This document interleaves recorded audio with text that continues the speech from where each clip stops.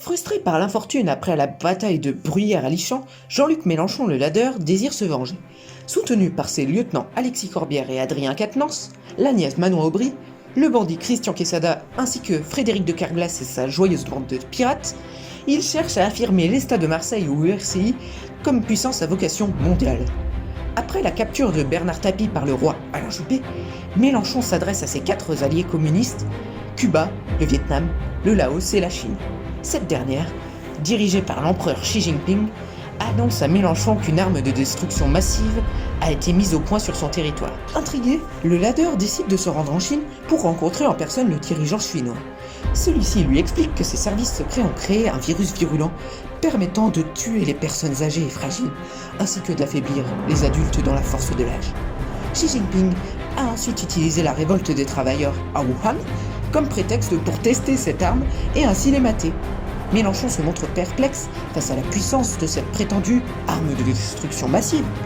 L'empereur décide donc d'emmener le ladeur à Wuhan pour exposer le ralentissement de l'économie de la province. Fasciné par la ville fantomatique, Mélenchon ne prend pas garde et attrape le virus, plus communément appelé coronavirus ou Covid-19.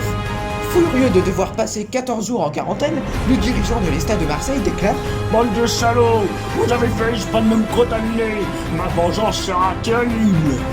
Mais Xi Jinping, ne voulant pas perdre un précieux allié dans la guerre de Bordeaux, ne l'entend pas de cette oreille. Pour lui prouver sa bonne foi et se faire pardonner, le leader de la Chine communiste propose à Mélenchon de lui offrir l'arme virale qui est le Covid-19. À son retour, Mélenchon revient avec une des plus puissantes armes au monde. Les premières semaines, il décide de la tester sur les Italiens. Son mode de fonctionnement est fort simple. Il envoie ses fidèles mouettes, porteuses saines du coronavirus, faire des fientes sur toute poignée confondue. Le dirigeant de l'Italie, Matteo Salvini, ne comprenant pas d'abord l'ampleur de la menace, déclarera par la suite qu'il ne comprend toujours pas d'où vient cette nouvelle maladie.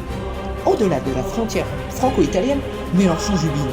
Le Covid-19 permet d'épurer une population pour mieux la dominer ensuite. Entre-temps, au royaume de Bordeaux, le Mélenbashing a pris une forme nouvelle.